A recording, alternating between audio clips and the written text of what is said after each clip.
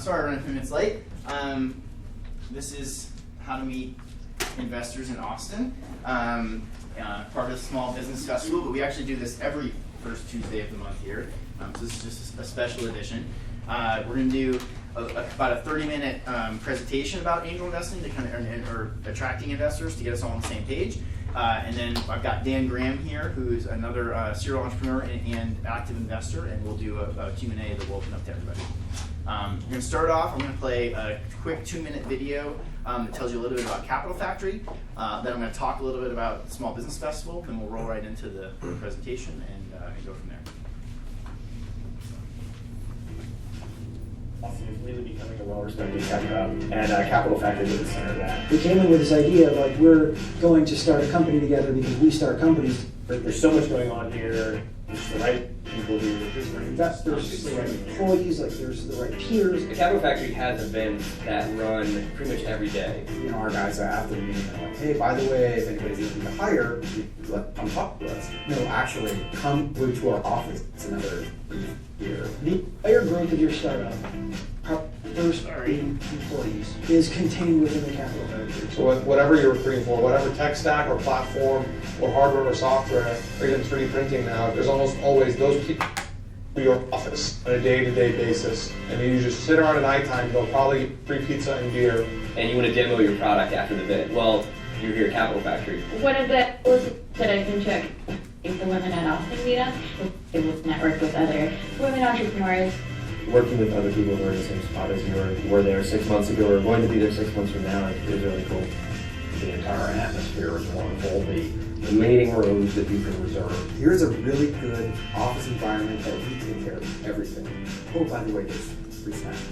Oh, by the way, there's this managed conference room situation. Well, one of the best resources here at Capital Factory is the office hours. The Capital Factory Mentor Network is now so big, and the number of people in almost every industry vertical are there now, and most of those guys are entrepreneurs themselves. When you meet mentors, you meet other entrepreneurs. Like for us in particular, I met my co-founder here. I met my co-founder up here. There's just a real critical mass down here. Our developers went to one of the development meetups and we met our newest developer, Kyle, there, and we hired him. The Capital Factory was with us for 2 years, going from that sort of ambition to the actual reality of having a successful company with like significant amount of money raised and like a high functioning team. You know, technology is just as much about community as anything else. You become part of this national family of people.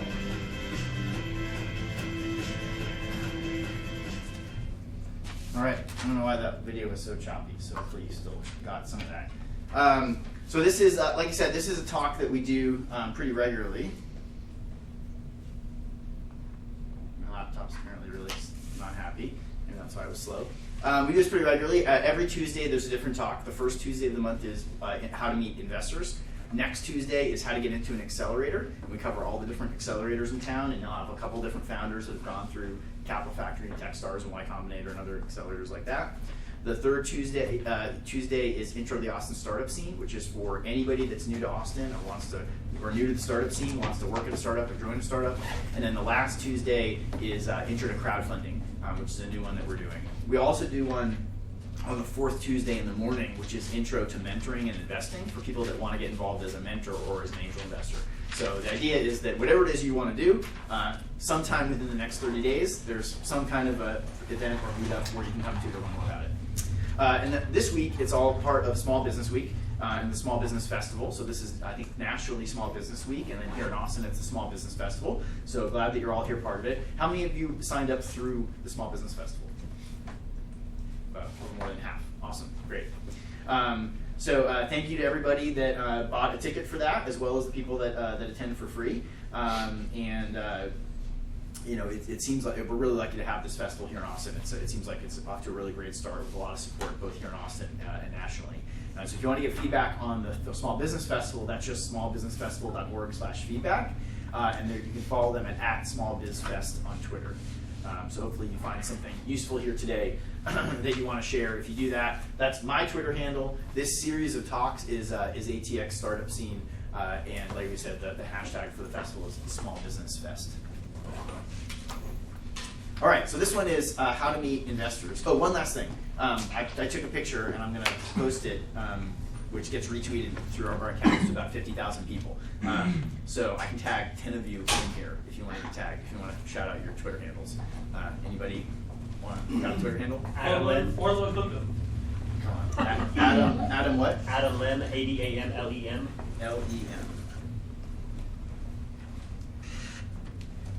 Sometimes they come up right away. ADAM. ADAM. LEM. It's not coming up. Skip it. I'll try that one again. What's another one? Orlo Hookham. How do you spell it? ORLOHOOKEM. All right, that one we got. Yeah, Shed Barber. I was going to see. Shed Barber. SHEDBARBER. Yeah. Eco Jujubee, that's ECO, and Got that then part. Jujubee is JUJUBE. JUJU. Can't be tagged in photos. You gotta change your settings, sorry. Any others? Jason C. Sullivan. Jason C. No, Jason Horine, JASONHORINE. HORI. Got that one. Unless there was another Sullivan? Yeah, Okay. Ben C. Sullivan. First two letters? Ben. Oh, Ben. All right. Carlos_OL. Carlos_OL. He's not coming up. Are you sure? No? I don't know what makes it come up or not come up, but I can only pick it if it finds it. Jimmy_Salas, SALAS. SALAS. Got it. Any more? All right, I'll throw in Dan.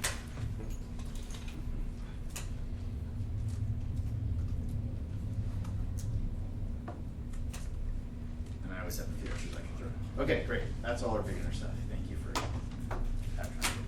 All right, we're gonna talk through a bunch of stuff. You can find all this online. The URL for all of this is atxstartupscene.com. That has all the meetups, links to other things. There's a SlideShare account where we upload all the decks. The decks change every month, so the deck might be a couple months old, but it's a fairly recent version. And then all these events that we do, we record and stream online. So there's a camera on the ceiling that's streaming this right now. You can all leave. And there's somebody, probably you in the front row, are the only people they can see. And then they all get archived on our YouTube channel, which is Austin Tech Live. And so we do this every week. So there's like dozens of these talks. And the first part's probably the same, or mostly the same, of me talking. But the last part always has a different VC or investor or other person answering the questions, and those can be really interesting to see from different people. You can also see all the other talks that we do, and then I believe it's being recorded for the Small Business Festival as well. So I'm going to try to talk through a bunch of things really quickly, but the most important thing is there's this thing called the internet, and it has amazing amounts of information. And whatever I'm going to tell you here, there's probably some better version of somebody talking about it on the internet somewhere. So here are just a bunch of things that I think are some of the best things about fundraising in general. Paul Graham, who's the founder of Y Combinator, has just kind of a seminal blog post about fundraising. That's that first link, paulgraham.com/fr.html. Venture Hacks is a great resource of lots of information about startups and fundraising. That's created by the people who made AngelList. The VC Economics post on Wealthfront is a really good one because it helps you understand how the VC business works. With the people you're going and asking for money, it's really helpful if you understand how their business works and what they do. And then Sam Altman has both a video that's a good video and a startup playbook, which covers a lot of things besides just fundraising, but it's kind of like an overall guide to how to do your startup. And those are all really great starting points and resources. And like I said, I'm sure you can find a lot of other really great stuff online too. So we're going to try to focus on what's specific about Austin here. Some other good resources, 3 really good books. Get Backed is a book that was written actually by 2 Austin authors, Evan Bayer and Evan Loomis. And it's a really awesome book about fundraising, about how to go do your first round of fundraising. Very practical with specific suggestions of what to go do and examples. And I believe it's done. I think it's a bestseller. It's done really, really well. So go check that out. Venture Deals is a book by Brad Feld and Jason Mendelson. They're both founders of Techstars and VCs out in Colorado. And that's a great book covering how all of the venture business works and fundraising, all the terms, a lot of other things around like that. It's been around for quite a while, and a lot of people use it as like their venture Bible. And Startup CEO is written by a guy named Matt Blumberg. He's the CEO of Return Path, which is actually the company that bought my last company. So I've worked with him really closely. He's an amazing CEO, and this book covers all kinds of stuff about him being CEO, but in particular as well, a lot about fundraising.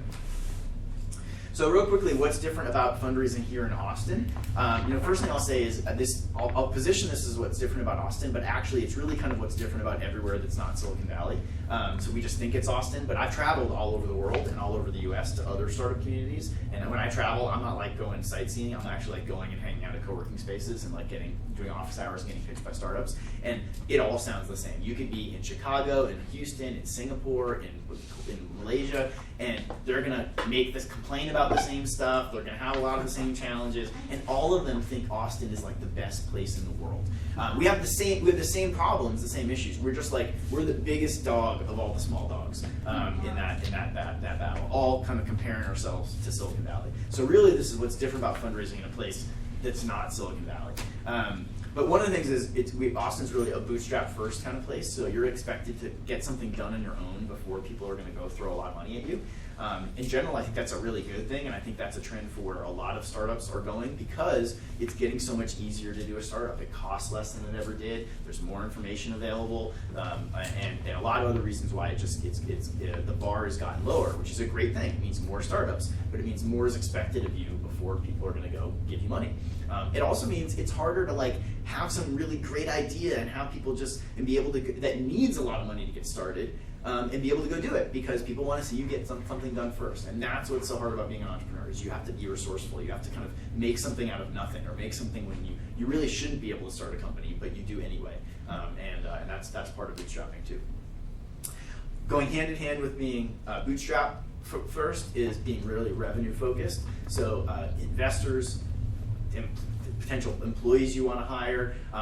Austin really likes businesses that have a clear way they're going to make money. It could be B2C for consumers or B2B. It's not so much about whether it's one of those two. It's more about do you have a way to make money. So Favor is a B2C business, but has a really clear revenue model. Every time you order food through Favor, you pay for it. They make money on those. Great, good business. If you wanted to build a social networking app that's designed to like get a lot of people sharing and attending events or using it, but you don't have a really clear way you're going to make money other than potentially showing ads, that's going to be a lot harder to do here in Austin. The bar is going to be very high for what's going to be expected of you as far as getting traction, getting people to use it, getting really strong growth, and other things. That's going to be much harder to do.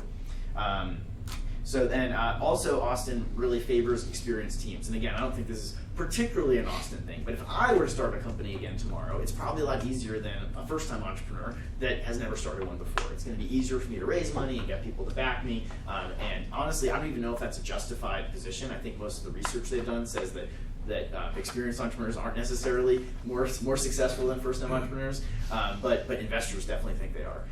It's going to be much easier to get funded, much easier to get people to join your team, much easier to push things forward if you have some very experienced people on the team that have built a company before, that can say, we've seen this movie before, we know how it ends. This is one of the best ways to make your company better. If you're sitting there trying to figure out how do I get my company moving, how do I raise money, how do I move the needle, how do I start, getting someone else to join your team, it instantly makes your company more valuable and better. And that can can completely change things. And I think a lot of people don't see that as an option or realize that early on. So some quick tactical stuff on how to meet angel investors. This is kind of general tips, but like with most things, I think leverage your personal network first. This is something that everybody should do, and most people think they're doing, but they're not really doing, because your personal network is a lot bigger than just your parents and the people you work for and like the people that you might see every day. Your personal network really extends 2 or 3 levels beyond that, right? It's everybody they know. It's everybody that you see. It's the person that makes your coffee at the coffee shop in the morning. It's everybody that you interact with, and the more that you can tap into that and leverage it, the more and go kind of 2 or 3 steps beyond it, the more that the more benefit you're gonna see. And it's the way people work. It's always better to get an introduction through somebody else, through somebody that they know. That's always better than a cold call. And so finding some way to get in through somebody is going to be a great place to start. For me, the best way to meet me is through another CEO that I've invested in that did really well.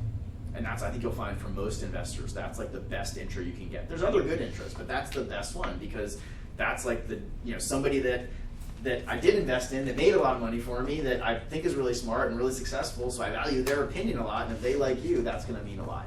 Getting a cold email from you is going to be way different than Chuck Gordon, the founder of Sparefoot, sending me an email and saying, hey, I just met this entrepreneur, you should really go talk to them. Like, I'm going to like drop everything and go talk to that person. So getting a personal intro goes really far. Next thing is just go where they are. There are certain bars and coffee shops and events where investors hang out at, co-working spaces and places like that. We had an event here today for Small Business Week called Epic Office Hours, which was a chance for people to get in front of investors and be in a speed dating style and meet them. There's other things like that happen. CTAN, which I'll talk about, does an office hours session once a month. So there's places to get in front of investors where you can go where they are.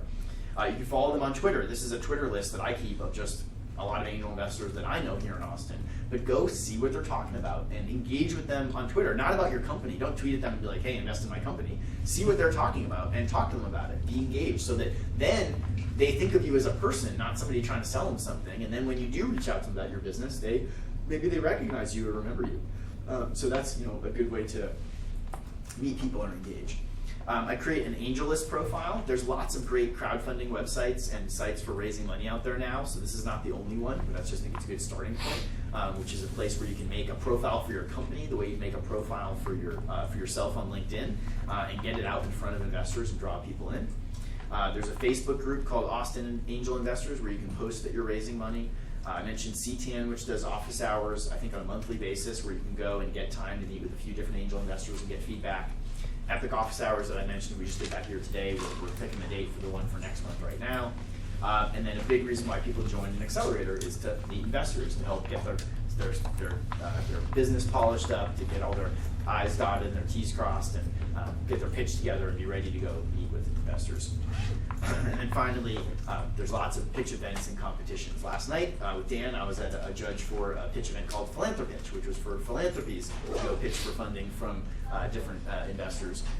Tomorrow, there's one of our companies here in Austin, Chiron Health, is going to be going out to California at Google for the Google Tech Hub Demo Day, where they'll be there with other startups from around the country pitching to a bunch of investors out there.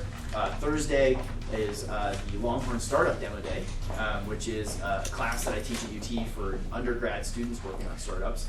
And we'll have 15 student startups pitching what they're working on. So this just happens to be a really busy demo day week. But there's these kinds of things happen all year round, and a lot of them are chances where you can get up in front of people and pitch what you're working on. So here's the quick step-by-step. One, again, do your homework online first. If you show up looking like an idiot or not knowing what you're talking about and not having read those obvious things, it's going to stand out because investors talk to entrepreneurs all day long, right? So they know what somebody who's done their homework looks like, and somebody who has uses the right words and other things like that. And so don't be that person. There's no reason to show up not knowing anything, because you can go read lots of stuff online and watch videos and learn a lot before you do that. The next thing you do is you don't write like this big long business plan. You create a 1 to 2 page overview of your company that talks about the core essential things. A great way to start this is just by making an AngelList profile, because the questions they ask you on AngelList are all the same pieces of information you'd want to go put into this 1 to 2 pager, and you can basically just cut and paste it out of that, and you have your 1 to 2 pager. But this is your basic thing that you would share with people as you're trying to talk to them.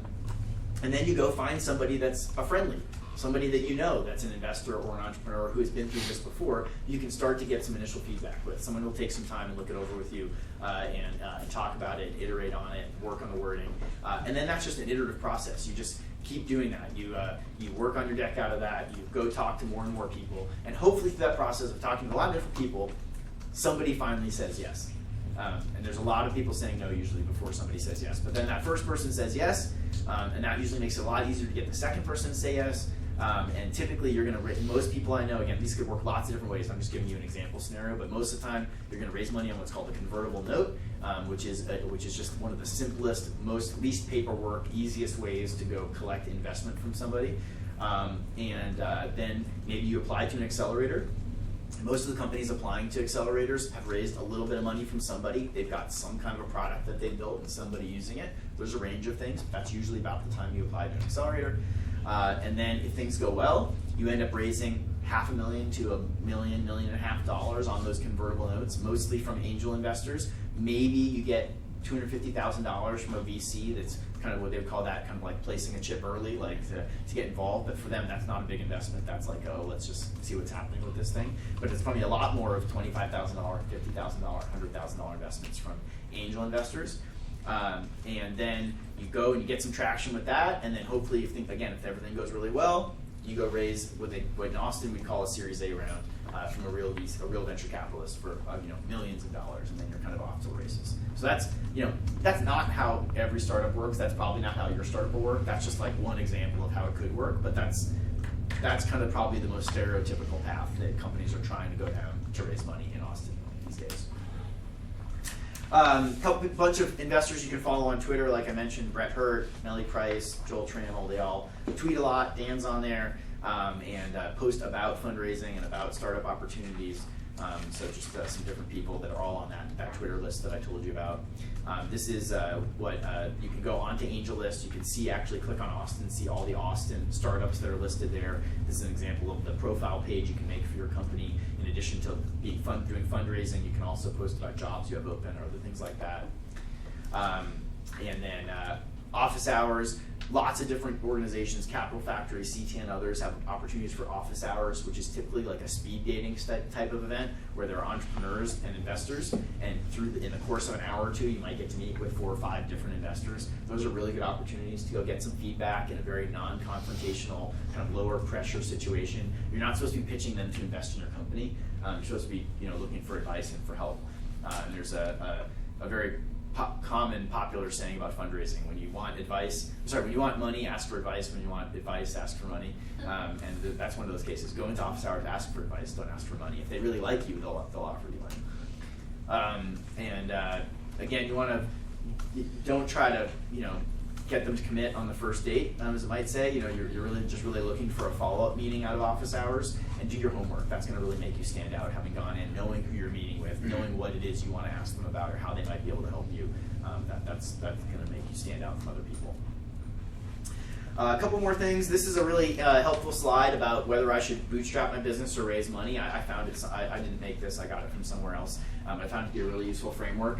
And what it's showing is that the first kind of 2 vectors you look at is how scalable is this business and how much money does it need, how capital intensive is it. So if it's not very scalable and it doesn't take a lot of money, then that's usually a pretty good candidate for bootstrapping it, because you don't need to raise. It's hard to raise a lot of money if it's not very scalable. Most investors won't give you a lot of money for it, and it doesn't take a lot of money. So you can start with a little bit of money, bootstrap it, and grow it, and it still might grow into a really big business. Then if it's the opposite of that, if it's very scalable and very capital intensive, that's a really good candidate for venture capital. You need to raise a lot of money because it takes a lot of money, and it's worth it. It can be a really, really big business, so it's worth raising a lot of money to go do that. If it's not very scalable and very capital intensive, that's just not a very good business, right? So it just takes a lot of money and can't get very big. That's going to be very hard to get funded at all. And then the last part that's kind of a little more interesting is this: it's not very capital intensive, but it's very scalable. And actually, there's more and more businesses like this today, right? More and more internet businesses and others that you can start and you can become very, very big, but don't necessarily take a lot of money. And there, what you want to really look at is, what are the barriers to entry? How hard is it for somebody else to compete with you? And if it's not very hard for someone to compete with you, then you probably want to move very fast. And it probably makes sense to raise a lot of money and have a big war chest and be able to move quickly and also even scare other people off because you raised a lot of money. And if there are barriers to entry, if it's a market that you don't think there's going to be a lot of competition for, then maybe you can go a little bit slower. Maybe you don't need to raise as much money or any money, because you can just grow the business organically and you don't have to worry about some other well-funded competitor coming in to go against you. So I found that to be a really helpful framework. Here are all the venture capital firms in Austin. What's great about this is almost every time that I give this presentation, I have to update this slide somehow, because there have been a lot of new VCs in Austin. Again, this is all you can take pictures, but this is all online as well. You'll see that the VCs in town are actually kind of all the same. They're mostly Series A tech investors. So mostly they're looking for software companies or software hardware companies, but more big software components, and they're looking to write $1.5 million to $2-3 million checks. That's like the sweet spot. So that's what we say. We say Series A, and so that's the bulk of the ones here. You see a couple others that focus either on different areas. So for example, Clayton Christopher focuses on CPG, which is consumer packaged goods and other types of consumer products where distribution is a key component of that. The S3 Ventures does a lot of health as well as tech. Sante does biotech, like think traditional like medical devices and things like that, which a lot of these other people would never touch. There's a new firm launching right now called True Wealth Venture Partners. They focus particularly on backing female-led companies and products that sell into the home and into that same kind of space. And so you see there's a range of different options. And then here are the different accelerators in Austin. And again, you'll see also a range here, a little bit more variety. Capital Factory and Techstars both focusing on tech companies. And then Athena Health focusing particularly on not just any kind of health company, but health companies that sell to doctors. Because what they are is they have a big practice of tons of doctors that they run their whole online business for. And so they want to find companies that would sell to those doctors. Because not only will they help you figure out your business, but they'll bring you a whole bunch of your first customers by selling you into those doctors, so they can really help the business a lot. Another great example is Skew. Skew is focused particularly on consumer packaged goods companies. So in particular for me, I remember the first examples in their first cohort were energy bars, granola bars and energy drinks, but I think it's now diversified into, there's been like custom guitars and a bunch of other things as well. But for me, what it really sticks out to about is things where physical distribution is a really key part of it. That's at least one aspect for me of CPG that they can really help with. And connecting you with investors who really understand that. And then Unlimited USA focuses on social good companies, so social impact companies that are have some other mission besides just making a profit. There are a lot of other programs and support structures in Austin for entrepreneurs. And so what I classify as an accelerator here is one that comes with funding and a mentor network. There are other things that have a mentor network and don't have funding. There are other things that have potentially other ways of getting funded or training programs for entrepreneurs. So there are a lot of other resources. These are specifically ones that have funding and the mentorship component. And they don't all compare apples to apples. So I actually just did my best of what I know of examples of companies that have gone through it to estimate how much money you get and how much equity you pay for it. But that's a little bit of my math of me figuring out, trying to make them all line up and look the same. It's not necessarily going to be exactly that for every company. Okay, CTAN, Central Texas Angel Network. We are really lucky to have them here in Austin. They are always one of the most active angel networks in the country. This year they were the most active, not for the first time. They don't just do tech, they do all kinds of different types of businesses. They have an application cycle every 2 months. And you go and fill out a form, you apply, you go through multiple levels of screening. There's a big committee of angel investors who review the deals and do due diligence together. And then they take, maybe there's like 50 companies that apply at the beginning, and by the end of it, they get down to like 4 that get to go present to all of the angel investors. And then they put together a deal together, and they can fund together as a group, can invest $1 million or more in companies, and regularly do. So really great resource we have. They also do office hours every month. So that's a great way to meet them or get to know them, is to go to the CTAN office hours. And this is just another little framework I put together on how to think about raising money. And it says work backwards. And what that really means is the upper right-hand corner is always the best in a chart. So working backwards is kind of coming this way. And so on the one hand, everybody wants to start up there if they can, but most people have to start down here and work the other way. And so you start off with the axes here, right? So what's the value add money? How do they help you besides money? And then how much money do they give you? So theoretically, the biggest value add and the most money is venture capitalists. They have the biggest pockets and the most money, and they've got big networks and other ways they can be really helpful.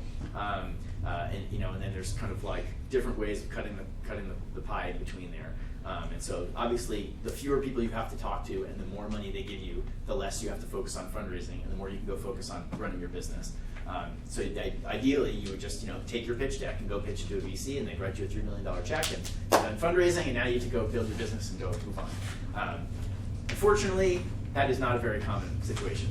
It's much more common that your family gives you $20,000, and then somebody else loans you $10,000, and then you get something up and running, and then you convince somebody to write you a $25,000 check or another $25,000 check, and you get a little bit further along, and then maybe you get a big win, and you do a small round of another $500,000, and you need to go a bunch further to prove the next dive, and then you get $1 million or something like that. And then, it's much more common for it to get cut up into pieces and take a long time, unfortunately. So a couple things everyone's going to ask about is valuation. So how do I know what my company's worth? Your company's not really worth anything, probably, but because of that, it has to be worth something. So the average valuation in Austin is $3 million. There's no reason for it to be $3 million. You just have to start somewhere. And so they work out the math of like, okay, if you're raising a couple $100,000, it only makes sense if the founders can only give up so much equity, and it works out to about $3 million, and that's what it ends up being. It's kind of like, I have a company, I've got a team of 2 or 3 people, we built something, it's kind of useful, we've got a couple people using it, it's not like blowing up and taking off, but we're kind of like, we're trying to figure it out. You're probably around a $3 million valuation, maybe $2.5 million, maybe $2 million, maybe if you have like a really experienced team, it's $4 million. Like that's kind of the ballpark. And again, there's actually no real logic for it all. That's just the market.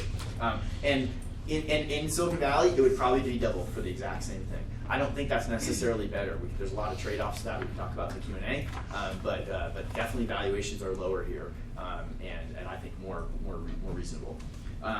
If you're raising on a convertible note, which we can talk about later, you would just, most notes will have a cap, it's called, a cap on the note, and you would just think of that as the valuation. Think of it the same way. You're going to get a higher valuation because of traction or track record, right? So if I've got $10,000 a month in revenue, probably get a better valuation than the $3 million. If you have $50,000 or $100,000 a month in revenue, you probably get a much better valuation than before. Or if you're Dean Draco and you founded Barracuda Networks, which went public for $1 billion, and you started 3 other companies, and then you're starting another company, then you probably just get a $10 million valuation right out the gates, just because. So those things will kind of skew that different ways. And interestingly enough, you get a higher valuation just because you need more money, which doesn't really make sense at the beginning, but again, it just gets back to like the whole equation has to make sense. So if it takes $10 million to get started, because this is a very capital intensive business, then you're probably going to get like a $25, $30 million valuation when you start, because that's just the only way that it all works out.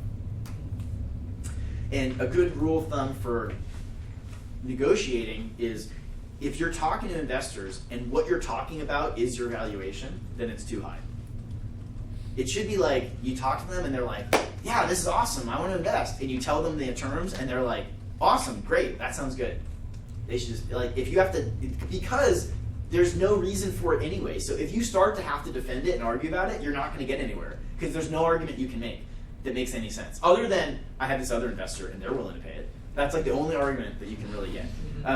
And so you have to pick a number that's reasonable. Once you actually have some revenues and stuff, some reason to say this is what my valuation should be, then you can start to actually make a good argument. But before then, you really shouldn't be arguing about it. And bigger's not always better. We can talk about that more in the Q&A too. Time, it usually takes 6 to 12 months. Nobody likes to hear that. Everyone thinks it's just going to happen in like a month. Like, oh, I'm gonna go meet some people for a month, and someone's going to write me a check for a ton of money, and that doesn't usually happen. It takes a long time. Really fast is like 2 to 3 months. And that means like, I put together my deck, I already knew some people, I went and talked to a few of them, and everybody said yes on the first try, and then, it took us a month to like do the paperwork and other things, and then, and then a little while later I actually got funded. If it was like a really good friend of you and only 2 or 3 people, maybe it could actually happen to them in a month, but it would be like basically a miracle. So you really should expect it to take a long time, and even more often than not, it actually drags out over an even longer period of time. And so it is very bad news, but very, very common that it takes a long time, it drags out. Get used to hearing the word no over and over and over again. Fundraising is hearing the word no for a long time until suddenly somebody says yes, and your whole world's different the next day. Like, somebody said yes, that's great, and then it's a lot easier to get the next person to say yes, but you're going to get a lot of no's before you get a yes. And the easiest way to impress an investor, as obvious as this sounds, is to just say you're going to do something and then do it. This is really hard to do in a startup. It's very hard to predict at all what's going to happen next month. And everybody gets way over optimistic and like promises all this stuff they're going to get done in the next month, and then they don't get any of those things done, and then you don't impress anybody, and you don't have any credibility.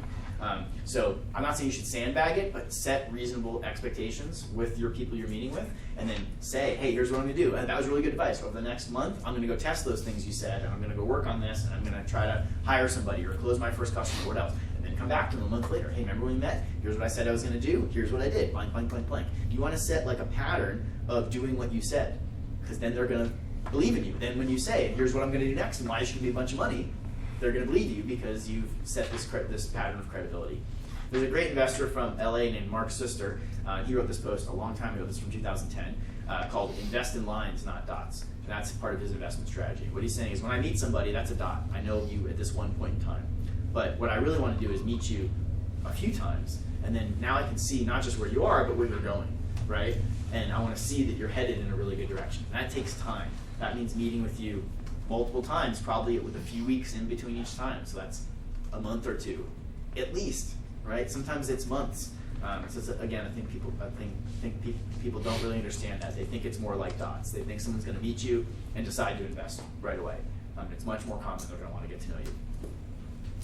All right, so that's a quick introduction, and now I want to invite up Dan, if you want to come and join me. Dan Graham is the founder of BuildASign.com, which was he started while you were at UT, right after UT, in law school, yeah. In law school at UT, he bootstrapped that business into a very large business. So it's almost an outlier on that bootstrap versus other spectrum that we talked about. He might have some other insights into where he fell on that.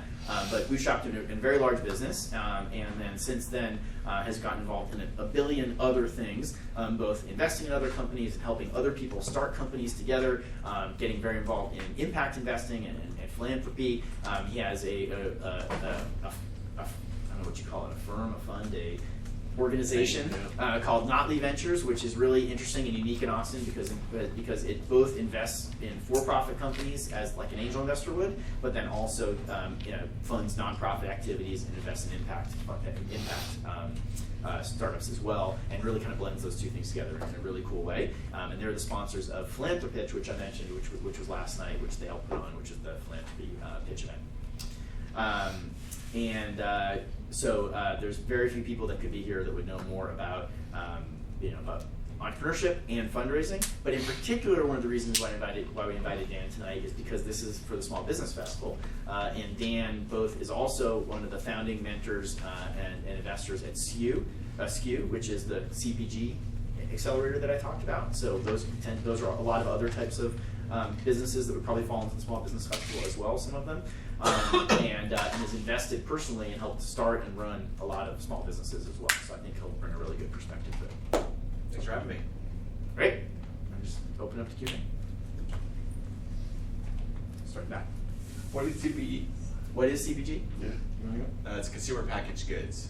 So it's everything. It's kind of anything you would create, put in a box, and send out to somebody or have on a shelf in a store. Say food, beverage, a lot of food products. Those are some of them. That's kind of probably the most common set. But as Josh mentioned, custom guitars. We sell printed products and then package and ship those out. And those are consumer packaged goods. Pesticides. Kind of a lot of things in that category. Lotions. Great. I have a question as far as a business plan perspective. So we had a friend who had gone through all the Silicon Valley and everything, and then his partner fell out.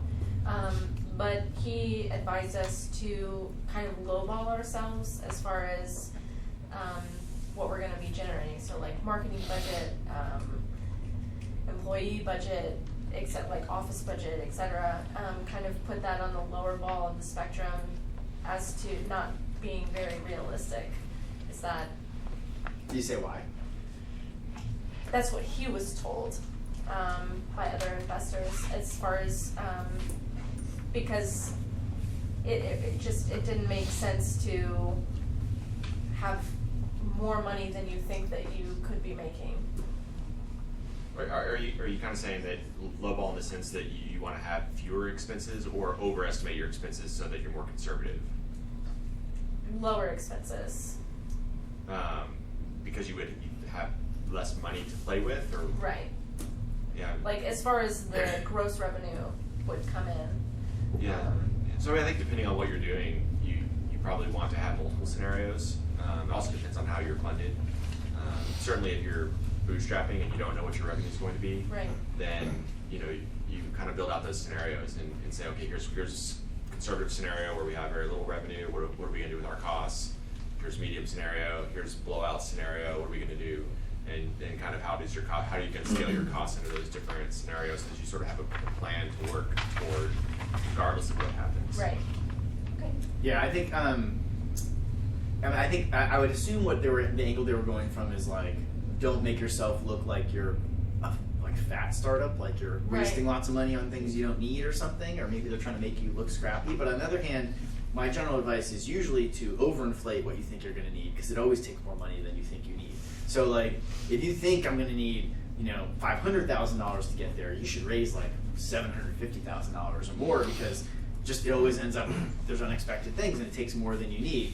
And so in general, I would think whatever those costs are, they're probably going to be more than you think they are, not less than you think they are. Right. Well, what my plan was, I literally I work for a firm right now, and I took our rent statement and our staffing needs, and I made an Excel sheet of all of our office stuff and all of our this and all of our that, and talked to a lawyer and really got actual prices, and those seemed out of control to him. So maybe another way to think about it too, though, is maybe all the things you think you need aren't the things you think you need. Right. And so I do think you should try to figure out what you really need.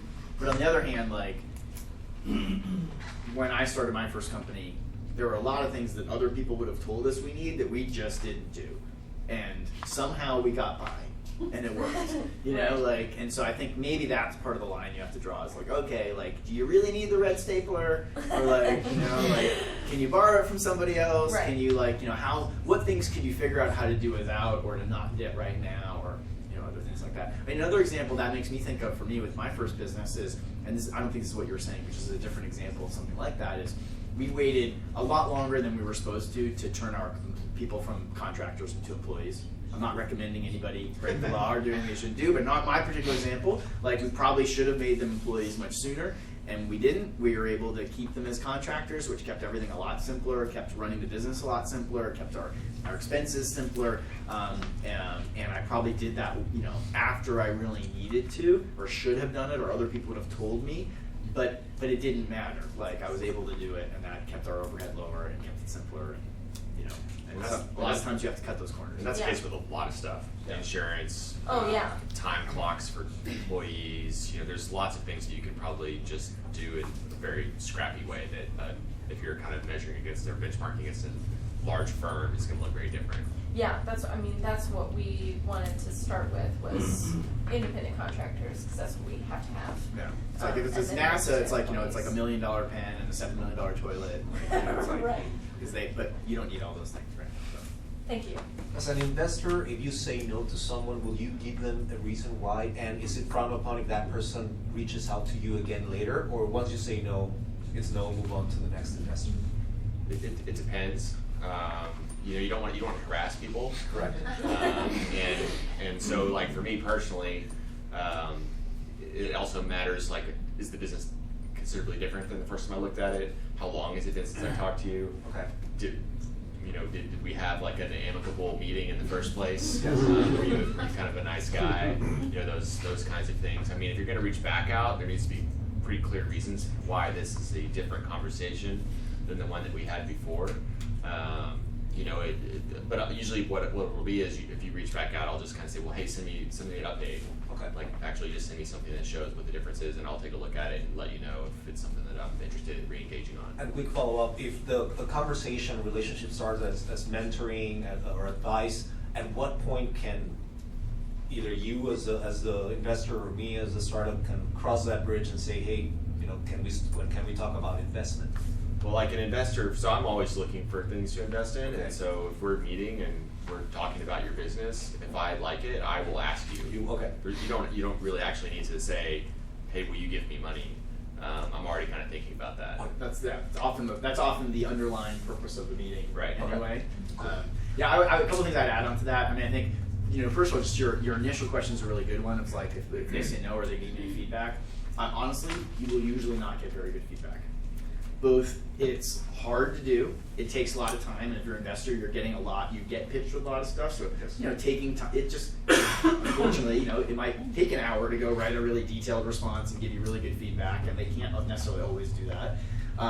It's also, it's not fun to give people that kind of feedback. And so something I try very hard to do, and I try to instill in the mentors here and other people, is to be really kind of intellectually honest and give people really raw feedback. But most people's human nature is to be non-confrontational and not to tell you that your baby's ugly. And so it's like, it's much easier for them to give you some excuse rather than tell you what they really think. And again, that's something I really try to drill out of people and get them not to do that, but it's something I'm constantly battling. And the worst one is when somebody says, oh yeah, I'm just not investing right now.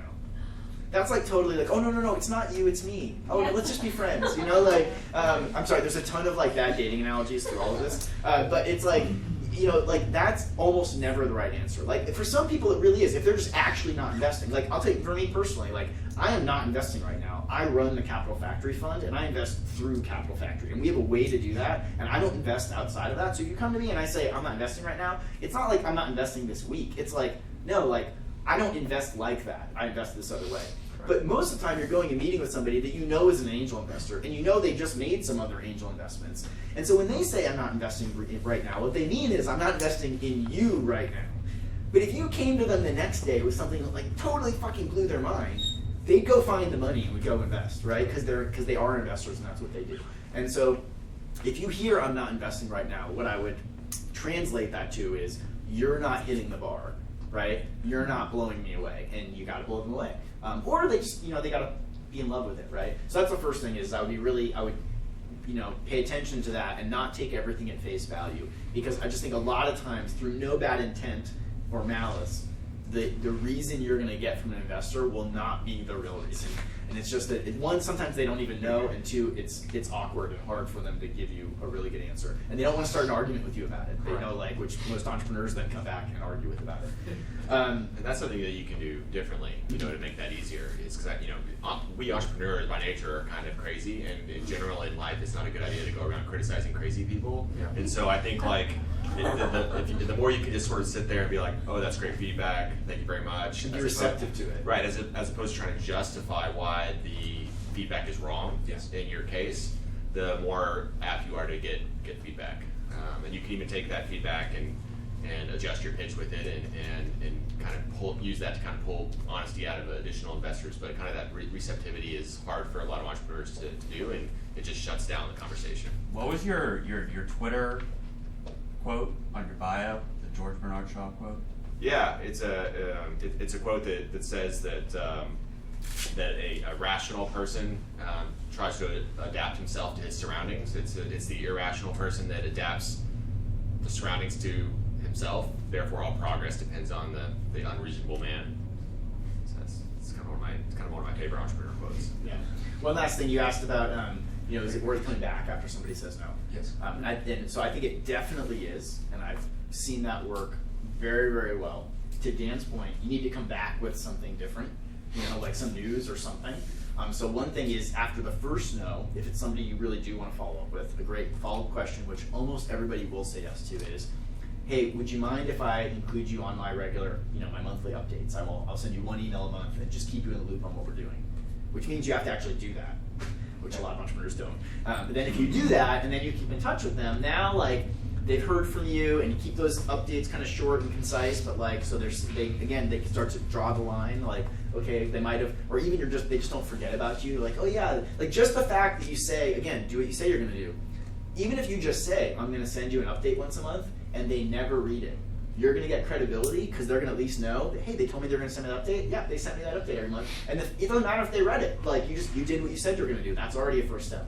And then, many times the advice I give to entrepreneurs here, where they're like, oh, man, I've met with all the mentors here, and I haven't found anybody to invest yet, and but that's happened over 4 months, and I'm like, great, start over, go back to the beginning, go back to the people you met with the first time, because it's 4 months later. Your business is different, you've accomplished a bunch of other things, you've learned a bunch more, your pitch has changed, and their life is different. they might be in a different point in their life. And I've totally seen people who just said, no way, I'd never be interested in this. And then 6 months later, when suddenly there's 3 other people in the deal that they respect, like, oh, Dan's in the deal, and this, oh, actually, maybe I'll take another look at that, right? Or maybe their life is a lot different. They sold their company between now and then, or they got a new car, or they got divorced, or they bought a pool, or like, there's all these other things that could happen, and their life changes. And so I would definitely encourage you to do that if you can do it, like Dan said, in a respectful way and with some kind of purpose. I think it's often very, very productive. And I think many, many entrepreneurs totally don't get it. They think like, oh, like I already talked to that person, and they said no, and they're just like, scratch them off the list, and that's not at all how it works. Okay, thanks. Orlando? So I work for a small business lender, and I can talk to 200 to 300 small businesses in the next year, right? And a lot of the questions I get are, do you know people who can help me with ABC, baby steps, early stage? And a lot of times we do debt. We know plenty of people who do venture capital or other alternative lending. But I'd like to give them practical steps. Oftentimes it's going to skew, especially with CPG. It could be mentors like you or Clayton or Scott or other folks in the community. But I also don't want to exhaust these contacts. So how do I balance who to send? Obviously you'd like to say the top tier, send them my way. The others, who do I send the others? Send the good ones to me, I'll send all the rest of them today. I was going to say the same thing. But practically speaking, what's a good, I'd love to offer them something. I feel like we've got enough resources in Austin that want to help, but like I said, I don't want to exhaust those contacts. So what is it? Is everybody open to an email intro? Is it only the top 20%, like the 80-20 rule? What do I do with something like that? Yeah, I mean, I think the way that I kind of do it is I kind of point people if I'm really excited about them, I'll connect them directly. If I'm just kind of like medium excited about them, then I'll give them ideas of how to go find those resources that they want. So it's a little bit more work. So I might say, hey, go check out Capital Factory, look through the mentor list, look and see who has some relatable experience to what you're doing, and reach out. And if I'm not excited at all about them, then I might just say, hey, have you heard of Google? Search for, or give them something much more general. And so kind of tiering kind of specificity that way, because absolutely, if I introed every single person that asked for a connection to Josh would stop reading my emails. Or if you tried to get coffee with every person that actually asked to have coffee with you, right? And is it exciting traction, or is it exciting, like, innovative? It's what I think that person would be interested in hearing about. And so if it's a win-win, if that person I know would be interested in talking to Clayton Christopher, and I know Clayton would be interested in seeing that company, then I'll make that connection. If it's not a win-win, then that's a red flag. Because then he's doing Clayton a favor right. too. And Clayton, he's gonna, and same thing for me, right? Like I want to make 2 good intros. That's really good for me and for both of those people. One other tip I'd throw out is when you do the intros, doing a double blind intros, especially with really busy people, is really valuable. Like if you're an intro to someone to me, I'd much rather you ask me for, like you just send the email to me and say, here, can I introduce you to this person? Because a lot of times I can look at it right away and be like, oh no, it's totally not a fit for me. Or, oh no, you should really introduce them to this other person. And if you do it directly, it creates an awkward situation for me where now I don't want to say that to them or say no to them. And so I think you'll find that people will appreciate it much more if you ask. I usually do that in such a way that if they say yes, I write the first email, so if they say yes, I can just hit reply and add the other person to it. Like I write my thing such that it's forwardable to make it really easy on me and on them. But I think that's a really helpful step to add into it.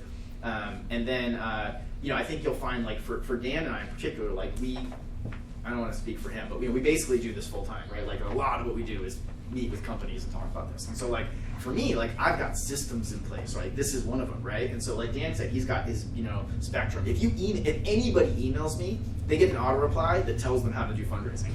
Like that's like the Google answer. Like before no matter what they got, they already got the answer, and it's got a link to like go watch old videos of this and stuff online, and a blog post about how to do fundraising. It's like because I get asked that stuff all the time. So what's cool is like half the time people email me, they're like they write back 10 minutes later, they're like, actually, I got my answer already in your autoresponder. Thanks, I'll come back later.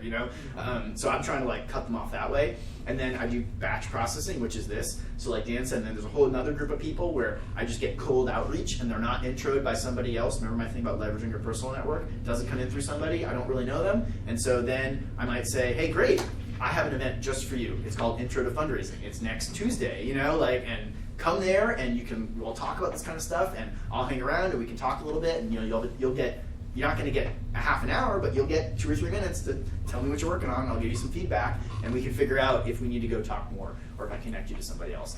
And then there's Dan sends me an email, or like I said, Chuck Gordon sends me an email, or somebody else where it's somebody I really, really respect, and then it's much more likely that I'm gonna go immediately make time for them on my calendar to go meet with them because they had that personal intro. And for me, it's almost all about traction. When I look at a company's profile on AngelList or anything else, it's like I look and I'm like, okay, what's the 1-sentence description of what they do? Who's on the team? What have they accomplished? Like I'm just like skim over all the other stuff and it's just like at this point again where there are so many startups and anybody can start one. I'm just like, is this thing real? That's like the first thing I'm asking. I'm like, is this real at all? Are they just like talking about stuff, or is this actually something? And that's the first thing I'm trying to figure out when I look at a profile. Okay, I'm looking for a mentor, like a Steve Simmons kind of person, somebody like Amy's Ice Cream that knows retail, that understands that I've got a familiar product, but I'm knitting it differently. It's going to have a completely different look. So if it's a bootstrap business, I may have enough funds to kind of get rolling right now, but I don't know how to hire 10 people or to manage people. How do I meet people who will mentor me in terms of like a business partner or a person with not a creative sense but a more business sense that I can team up with? How do I find that? So we had actually, I don't know Steve, but I think Michael, who's one of the Amy's Ice Cream, maybe the CEO, was just here for the Small Business Office hours a minute ago, or a few hours ago. So you missed that chance. Yeah. But that was one of those where we're trying to get those kinds of people out into the community where you can connect with them. One of the challenges you're going to have is the more successful or the more you want to meet with that person, the more likely they're really busy and everybody else is trying to meet with them, right? Absolutely. And so again, that's where the personal intros make a huge difference. How are they going to choose where they spend their time? Exactly. It's probably going to be someone that they have a personal connection to in some way. And so other than that, I think there are actually, there are a lot of resources out there to help small businesses through the SBA and the Small Business Resource Center, I think it's called. And so those tend to be more of the fairly entry level kind of stuff on how do I hire my first 10 employees, how do I kind of do some of these other pieces. Sure. And they can be helpful. It seems like you don't like those. I haven't had any success there. Yeah. And just saying maybe that just wasn't a fit. But when you somebody mentioned Capital Factory mentor list, that sounds great, except that when you say you're looking at a retail venture, most people, the color in their face changes. Yeah, well, I think that's what you're going to find is like, that's why there tend to be different pockets. And I wish there was a pocket for everything right now. Okay. Like Capital Factory is really about scalable technology businesses. Exactly. Right? So I'm we're not looking doing for a version of local that. businesses or things like that. Okay. SKU does CPG, but it's not small. It's not kind of like, it's probably not the kind of thing that I think you're describing there. And I don't know if there's something specifically for that, unfortunately. I mean, it may be a list you need to build yourself. So, I mean, there are a ton of retail kind of serial entrepreneurs here in town that fit that mold. So, Pluckers is founded here, Sean Greenberg, Kirby Lane, Mason, Mama Foods, Randy Murphy. Like, there are a lot of those types of businesses here in town. And it may just be building that list yourself, and it's super easy to figure out who those owners are of those different organizations here. And individually approach them. But then you got a network. Well, you get on LinkedIn. Who do you know in common? Okay. Him and Cilantro would be a good example. Yep. Yeah, Or is it like he was here earlier Amy's today. Ice Cream where you're trying to create ice cream? No. Okay. He teamed up with, and now I'm talking in front of people, so I can't remember the name. Was it Shannon May on that new venture on Baby Anderson Greens. Lane? Baby Greens. Yes, only they're changing the name of it, I think, and on Anderson Lane. And it was after I read in the Austin Business Journal about that, and then something else in community impact, I had a third idea, and I kind of knitted them together, and then realized, okay, this could be a great bootstrap business, but I'm an art major, not a business person, so I need. Shannon would be a great. I mean, she'd be Shannon? great. Shannon Mays, the woman you're on, she'd be a great person to sit down and meet with. Okay. She's kind of at that level where I bet her time is not in high demand. she's on the Sustainable Food Policy Board in the city and ran for council and lost. Okay. I just figured since she was opening up something new, that might be okay. You never know. But I mean, I would kind of look on LinkedIn and see who you have. Because that warm intro is always better. But at the end of the day, if you don't have any mutual connections, you can just play a numbers game. You can email 30 of these people, and maybe probably several of them will agree to meet. Okay. And when I email somebody, and my idea is simple. I mean, Amy's ice cream. The ice cream is a simple concept, and Starbucks coffee is a simple concept. So this idea that I've knitted together is a simple concept with a new twist. If it knits these three ideas together, is there any way to say in an email that this is my idea, that this is proprietary information, or is that just tacky? Do you just blurt it out and hope for the best, or do you have a way of saying that? I mean, I don't think you're going to get far kind of with an intro email saying, "Hey, please sign my non-disclosure before you talk to me." Right. I don't think Amy and Amy's Ice Cream is probably interested in pursuing another business and taking you on as a competitor. Or if you're really worried about that, you could pick types of businesses that are similar but have nothing to do with what you're talking about. If you're really worried about it, I mean, that question comes up a lot. I don't know really anyone who's going to sign something like that in advance. Yeah, you got to blurt it out. You got to talk about who you are and what you care about, and they're going to hear that come through in your voice, even in a short email. So I didn't mean to. Yeah, this cartoon isn't particularly relevant. I would like to say, if you haven't checked out, the City of Austin has gold pages and bronze pages. So just to explain what I meant by this. So I mean, unfortunately, if you don't have a patent on it, if you didn't spend a lot of money to go come up with the idea, right? You just thought it up. It's probably not worth. The idea itself is not worth something. It's not something you can protect or something like that. So then it becomes, how fast can you move? Why are you the best person to do it over other people? Okay. So sorry. Sorry, I didn't mean to interrupt. No, I want to say, if you haven't checked out, City of Austin has gold pages and bronze pages. I think the gold is for finding investors, and then the bronze is for finding mentors.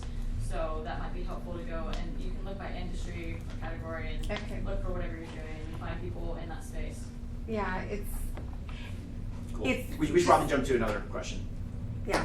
Dan, when you have a business plan for a physical item, how do you as an investor evaluate the manufacturing capacity plan? Can you elaborate on that? How do I evaluate one of the manufacturing? challenges, so if it's tranche, right? So if there's a certain amount of investment that you go through in different stages, right. One of the challenges when you build out the investment for a physical factory for making something is it's only good for so much capacity, right? Which only translates to so much volume. So I know that at some point you're going to run out of capacity, which means reinvestment. So there's a guesstimate there of how long my investment in that physical facility will last. And it's a little bit different than a digital world where you still don't have to server out it and we just grow. But when looking at a business plan or trying to write a business plan for a physical item, there's almost bands of capacity we have to deal with. Yeah, so it depends on how you're looking at it. If you're talking about just pure capital need, then you sort of look at how big can the business get within the existing capacity limitations of the factory, and you can evaluate whether that business at that point in time is appealing and worth kind of that initial investment for. If you're talking more about just sort of like a P&L kind of perspective, then you would amortize the sort of the step function costs and scaling your manufacturing across the entire kind of volume that you're producing, and you can see if that makes sense on a kind of unit economic basis. So if every 1,000 units you have to spend another $1 million to get to that next stage of capacity, does $1 million over 1,000 units make sense as a cost from a sort of just general P&L perspective? Or alternatively, once you get to that 1,000 units, does that business look good before you jump to the next size? Or do you have to get to that scale beyond for the whole business to look good? Does it have to get really, really big for the business to be interesting? And if so, that means you're going to have to put a lot of money into that business down the road for you to have any chance of return. And so it depends, I think, on the business, but then also sort of if you're kind of looking at it just from like a cash needs perspective, or if you're really just looking at it from a profitability kind of analysis perspective. It just really depends. Linda. Hi, I'm Casey. I wanted to participate in a startup accelerator. I was wondering if it's necessary to have investors before you apply to be accepted by the accelerator, and what are some qualities that can make you stand out to be accepted? It definitely does not require investors, although I think it's pretty common. But what it generally does require is traction. You know, most accelerators are going to expect you to have done something. You're not going to just come in with just an idea. There's lots of accelerators, so I'm sure there are some that will take it with just an idea. But I think most of them, and most of the better ones, they have lots of people applying, and so you're competing against other people, and they're going to look at what have you actually done. And so, like with Capital Factory, we want to see a product and a customer. We want to see that you built something that's useful to someone. And that at least shows that you can execute, you can get stuff done, that you're not just doing it for nobody, you're doing it for somebody, and you have like a customer in mind, even if you don't know exactly how they're going to pay or what it's going to be. If they're paying, that's even better. But that's kind of one of the bars that we look for, is that you've been able to execute and get something done. And I think most are going to look for a similar kind of thing. And it's a market. It's a kind of a marketplace, and so the accelerators typically, when it's getting the equity from the business, is thinking about that equity on behalf of probably a whole bunch of mentors or investors, and so it's really thinking about it from an ROI perspective. And whether you have existing investors or not, may change that calculation, but it might not. It's really going to be your company compared to someone else that's applying, and where do as an accelerator gatekeeper, where do I think the accelerator can add the most value to get the highest ROI for sort of the equity that we're taking on as an accelerator? Okay, and initially is it just like an application, or do you actually get like FaceTime with another person to like pitch your product? Usually it starts with an application, and then if you sort of pass the first round, then you start to get into more FaceTime discussions. Yeah, in our case, you fill out an application online, we review that, and then the next step is you come in for a set of interviews. So I have a consumer packaged good. I started a beef jerky company, and we're at the point now where we are trying to look for co-packers. Initially, I was trying to get a dehydrator, commercial dehydrator, but I had other startup people telling me, don't do that because that's such a big investment. Let's go ahead and like kind of outsource it. So my question for you is, I've already signed up for the SKU newsletter, and I've been waiting for the next round of applications, because I also have a friend who was CM4. He's one of your CPG people, and I've checked back every month, and like no rounds yet. And the thing is I've been researching, and minimum orders usually run like $25,000 orders, and I'm not that big yet, but I'm big enough where I can do 1,000, 5,000 bags because I have accounts, but I can't meet the demand. For the co-packer, you mean? Oh, well. The 25,000. Well, that's like I'm finding that like for a co-packer to take on your account. Mm-hmm. Yeah. Like 25, 15, 10, and I was trying to start with like 5, but I'm such a small, but I'm starting. I landed a couple of accounts, and I don't know, and that's why I think SKU would be perfect, but you guys aren't. Yeah, so October-ish, October, November will be kind of applications for the next track, Okay. And then that particular track will start kind of probably January, February. So it runs once a year. Once a year, okay. Can you say out loud again what you're making? Beef jerky, and I have beef jerky. I brought some. That's it. Shameless plug, but yeah, okay. Everybody can get. Yeah, so that's all. Okay, thank you. The way back. Dan, you said that you invest in for-profits and then kind of social impact nonprofits. Do you ever invest in social impact for-profits? Yeah, so yeah, I'll also have, there are kind of two sides to Notley Ventures, which is sort of a more typical looking investment fund, and then Notley Fund, which is a nonprofit 501c3 that does program grants, but also does impact investment in for-profit social enterprises, and oftentimes those will co-invest as well. If it makes sense, kind of under both investment theses. So, but yeah, absolutely have a handful already since opening about a year ago of investments in for-profit social ventures. Okay, great. And how much of an emphasis do you put on kind of the age of the founders? None, really. Okay. I'm just curious because Yeah. I've talked to quite a few people who say that they will not give large investments to people who don't have a lot of industry experience, like haven't been in the game for a long time. So it depends on the company. That's not necessarily age, but yeah, that's experience. So if you yeah, it's really around sometimes, but not. I wouldn't tie those directly either. Yeah, I mean, maybe if you were coming with a particular business that was all about a peer network for really old people, then maybe you being really old would be important to that investment, but not in any other sort of way. And would it also make a difference if you come in with like a great board behind you? Like, it doesn't know. Yeah, advisor slides are overrated. Okay. Like, but look at these 3 people that are my advisors. Like, and I've been on that slide plenty of times. That's why. I mean, it's like that doesn't. I mean, often that means this person took my phone call once or twice, and that just doesn't really mean much. On the team matters, but like advisors, board, good, but that's never going to make the difference. That's just gravy. That'll differentiate you from somebody else, but that doesn't make you good enough. Thank you, and I really appreciate all these questions too, because they give me so many ideas for different questions. I was intrigued to hear that you came up with your idea while in law school, because I was a lawyer now turned entrepreneur. There's hope. Congratulations. Thank you. trying to solve something that I saw as a lawyer. So what I'm creating is in the legal tech / reg tech area, and when I first started talking about it, people got the idea but couldn't conceive of what I was talking about, even though I explained it. Because they just didn't think it was possible. So then I built it, and now I'm getting ready to go again and start talking to angels, even though it's very bootstrappable, it's very scalable, it's completely tech, all the rest.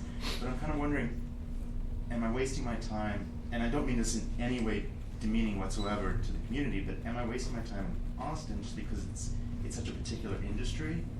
Would I do better in terms of my use of my time? And I should be spending all my time just building out the product, but would I be better to spend my time trying to talk to people, say in New York or the Bay Area?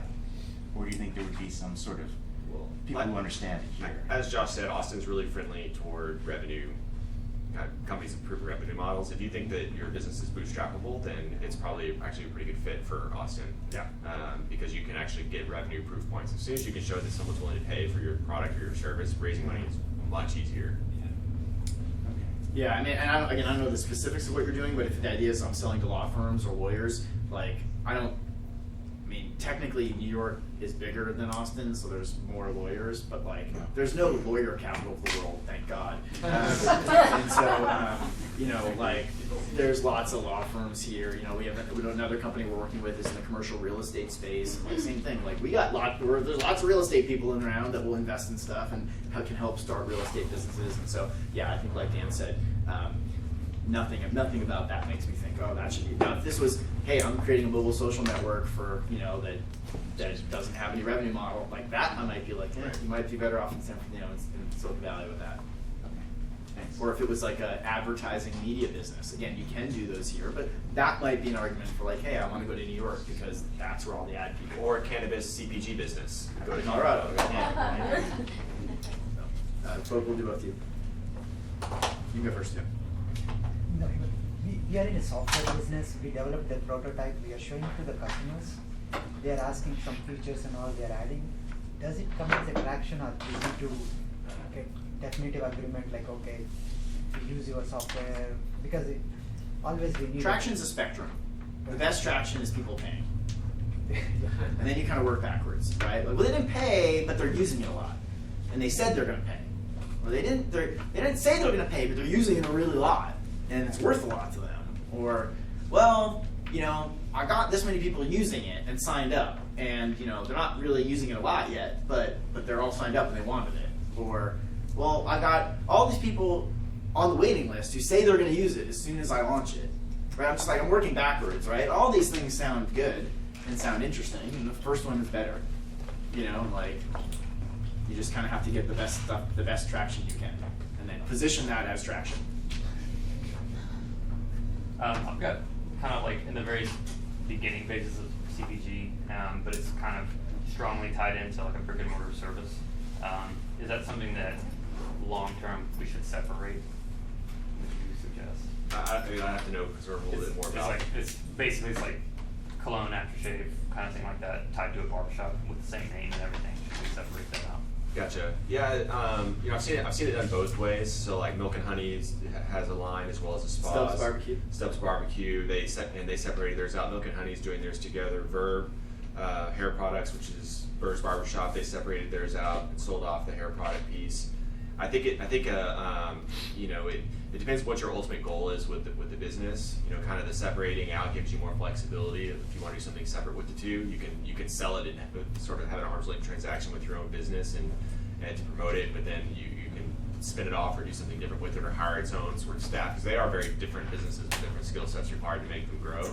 And probably different investor pools. Yeah. The kinds of people that would invest in one are probably different than the ones that invest in the other. And I think that's my and main so concern. that would be, I think, the biggest reason to separate them is, and because actually, like, the people that would invest in one will get scared by the other party, you know, like, and vice versa. And so by separating them, it's like, oh no, I totally understand what I'm investing in, where it goes. And somebody that would invest in I would just call the barbershop a restaurant business, everything else kind of like that model, versus now a CPG business. Those are actually two different investors. And at the same time, you know, with investors, it gets a little bit more complicated, because if you suddenly have a second business and you have your investors in your first business and you're like, well, I'm launching this other thing and you don't own any of that, it could get really touchy too. Just transparency up front. Yeah. Well, they want, and part of it, they want to know they want you working full time on the thing they invest in. Yeah. Right. You know? Well, thankfully we don't have any investors. I mean, it's either debt or it's loans.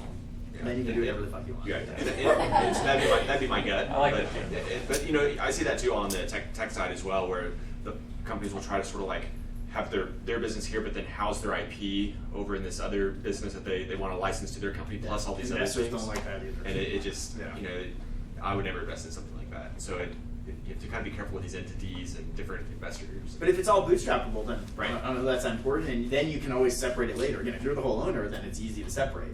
That's the there's plan. there's no tax implication, nothing. It's Yeah. like you can just go do it. You know. But I think just another point for everybody there that was interesting is just, you know, investors are interested in specific things, right? Like, I only invest in certain kinds of companies, and there's a whole class of ones I'll just be like, not my thing, not interested, like completely block it away. And Dan invests. We have like a Venn diagram that overlaps, right? But like, he invests in a different set of things. Like, he does CPG stuff, I don't. It's not what I'm into, right? You know, and so you're going to find most investors are like that, and someone that is going to be really into restaurants because they've made a bunch of money in restaurants and they understand restaurants, and then most tech people are going to be like scared shitless of restaurants, and like don't want to go anywhere near it because, you know, and it's just, and same thing, someone's going to look at a CPG business very differently probably than the person that looks at the restaurant business and things like that. So you really want to think about who's the right investor for me, because they like this kind of stuff. If you're an investor, or you think you are, and what kind of alley do you suggest for investors to start investing into companies, not knowing, well, you have a broad spectrum of your some industries, and do you really focus? That has been my drawback always. I look at a P&L or projection or forecasting, and I look at this and I say, there's no way. That's all bullshit. Yeah. So, well, first of all, because you start to dig into those P&L and you know that it can be realistic. So, where do you start really? You know, and what scales or what kind of cash do you looking for? Or Yeah. So first of all, the buddy system. You want to go latch on to somebody else that's an experienced investor that you're friends with, that you become friends with, and you go do deals with them. You look at deals with them. You look at what deals they're doing, and you're like, oh yeah, like I'll invest in that one with you too. I'll do that. You follow them into deals. You join CTAN. That's a big part of what it's about, and that's what that whole organization is getting together to go do deals, and they review the deals together, and they do due diligence together, and they do training classes on how to be better angel investors, and so it's that's a big part of what it's about. The event that I mentioned, so on the fourth Tuesday of this month, we'll have our this version of this talk for how to become a mentor or an investor here, and so you should definitely sign up for that and attend that. But that's like I said, first thing is find somebody else you can latch on to that you can follow their lead. The amount of money is going to be, vary greatly, depending on just how much, for some people it's like, hey, I've got $25,000 to invest this year. Other people are like, I'm going to make 5 $25,000 investments this year. And you have to, so that's going to depend a lot personally on. So it doesn't mean that you have, $500,000 to invest into somewhere. You can spread it out, as investors in maybe a couple of years, right? And that's how you want to think about it. You want to think about it like, I'm going to invest this money over 3 to 4 years, and you want to develop a portfolio approach. As an investor, how involved can you be with a company? Yeah, you can get very, very involved. I don't want to go too much on this topic because we do have other talks that are really just focused on investors, and this one's more of the other side of it. But particularly, many angel investors, there's the full spectrum, and some are not. They write a check and I'm I'm done, thanks, come let me know when you're paying me a lot of money. And then other ones, I think a lot of angel investors want to get involved. They do it because they want to help the business and be involved. I know that's why I do it. I'm pretty sure that's why Dan does it. If I don't see any way that I can help the business, I'm extremely unlikely to invest, no matter how good of an idea I think it is, because that's just not why I do it. It's like a different thing. Thank you. We probably have time for just 1 or 2 more questions. All right, a few more questions. In the back first. Tell me the difference between investing in a product company versus a professional services company. A product company versus professional services company. You've done both of those, Dan. Yeah, what do you mean the difference? The difference, yeah, in this case, professional services is selling. As an investor, like how do you look at it? Selling talent, it's actually services. Well, I'm talking about IT business.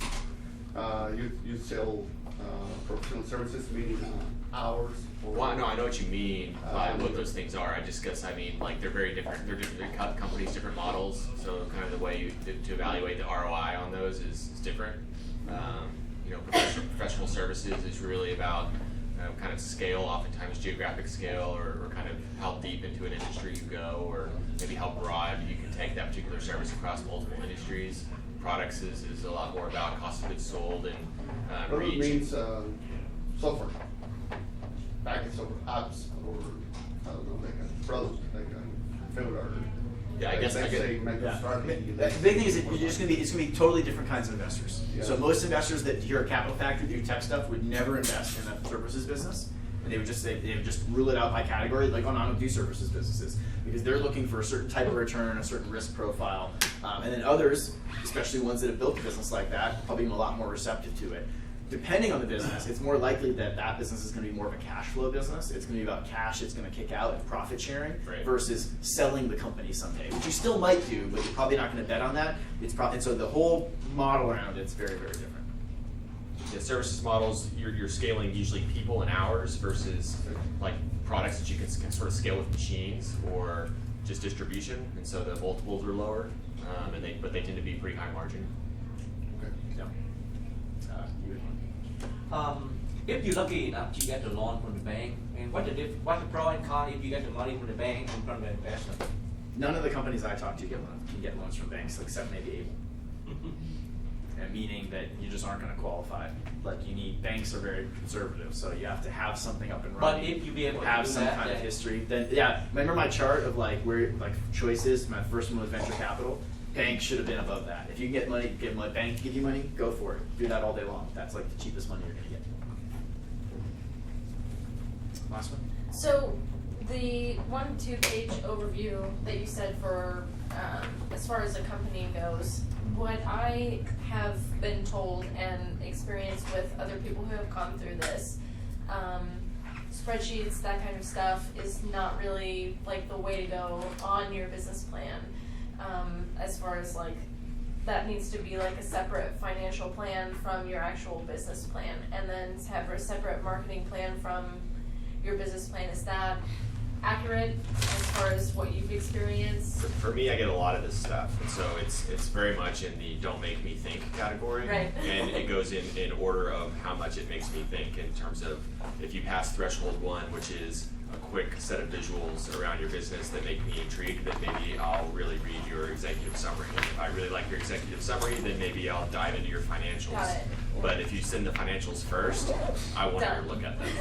Got it. I just think, in general, less is more. Of if you send me a course. big document, most people aren't going to read it. And so I think part of what I heard in that, what advice you were getting was, you should have, like I said, a short 1 to 2 pager that's your intro. And then that's going to start a conversation. Right. And some investors are going to want to see the spreadsheet. And so you're going to have one. And you want to be able to, okay, great, let's talk about the spreadsheet. And then you can bring it up, and that's a conversation kind of to Dan, letting them engage more. Others are going to say, hey, let me see the marketing plan. Let's talk about how you're going to market this or whatever. Right. So you want to Rather have good than- answers to that are thought through. Rather than just but I be wouldn't, like, I wouldn't "Here's the just whole dump thing." it on them. Yeah. Got it. To start. Okay. Cool. All right, well, we're already losing a bunch of people, so we're right on time. We'll wrap right now. Thank you all for coming. I do want to point out real quickly just a few other people that you might want to talk to on the way out. So Liz in the back, who some of you got the tour from. If any of you guys are interested in working here, Liz is the person to talk to about co-working memberships and desks and offices and things like that. And then Arij, is our venture intern. So she works with the Accelerator program. So if you're interested in learning about that, she'd be a great person to talk to about the Accelerator. Awesome. Thanks for coming. Thank you. Yeah, of course. Thank Awesome. you. I really Sunny Jerky Boy Bites. appreciate it. Sunny Well, I'll Boy. see you on Thursday, yeah? Yeah. Yes, sir. Thanks for coming. You ever hear of Yeah, good to meet you too. I would reach out. Email.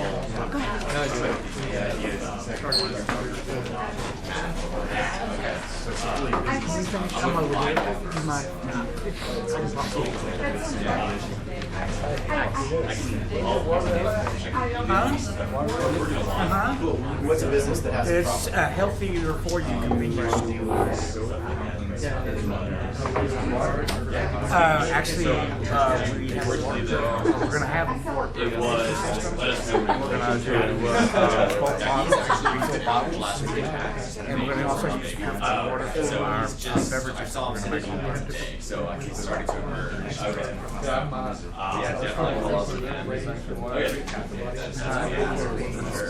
Yeah, I would tighten up the restriction and focus on one of those industries. Also, I'm a big Jordan fan. Just be like, hey, Oh, yeah. figure out which is the biggest one, the biggest opportunity.